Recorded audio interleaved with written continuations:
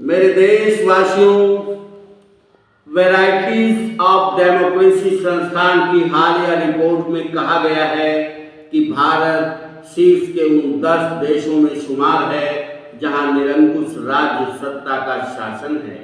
Report में कहा गया है कि 10 साल में मोदी की सत्ता की वजह से लोकतंत्र का लगभग खात्मा हो चुका है। रिपोर्ट में भारत को चुनावी तानाशाही वाले देश में वर्गीकृत किया गया है और स्वीडिश संस्थान की democracy report 2022 autocratisation changing nature नामक रिपोर्ट में कहा गया है कि 32 देश तानाशाही के अधीन हैं, जबकि 15 देशों में लोकतंत्रीकरण की एक नई लहर देखी जा रही है। तानाशाही विचारधारा दुनिया के लिए उतना ही खतरनाक है जितना कि अव्यवस्थित लोकतंत्र।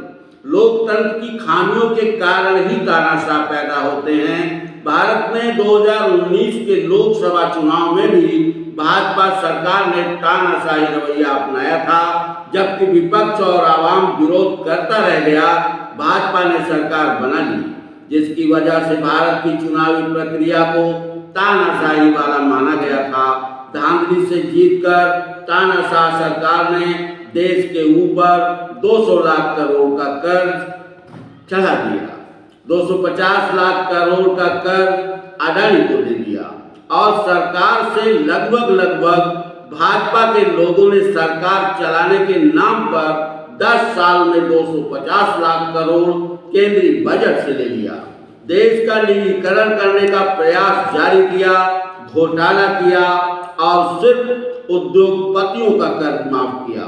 इलेक्ट्रल बॉन्ड जैसा देश को बर्बाद करने वाला दुनिया का सबसे खतरनाक स्कैम किया। नोट छापने के बदले रखा गया 468 टन सोना गिरवी रख दिया और देश में सिर्फ और सिर्फ हिंदू मुस्लिम किया।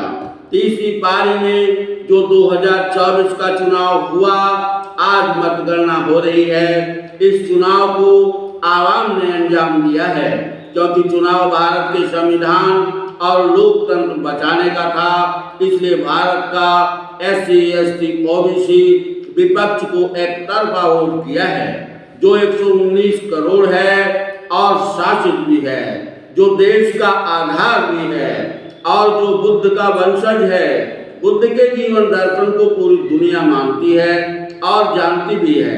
भारत के प्रधान सांसद अपने आप को दुनिया में बुद्ध के देश का बताते आ रहे हैं, लेकिन बुद्ध का अनुसरण आज तक किसी भी प्रधान सांसद ने नहीं किया, जिसकी वजह से आज देश के लोगों के पास ना काम है ना पैसा है। बुद्ध के 119 करोड़ वंशजों को 5 किलो अनाज पर जीना पड़ रहा है। 2019 की भांति गणना में हेरा फेरी करके भाजपा अगर 2024 में भी सरकार बनाती है तो सबसे पहले देश की अफसरशाही खत्म करेगी और तानाशाही लाएगी।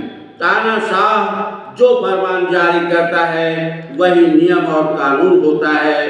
भारत के अफसरों के बेटे अब कभी अफसर नहीं बन पाएंगे, क्योंकि पूरा देश तानाशाही का गुलाम बनेगा, अफसर नहीं।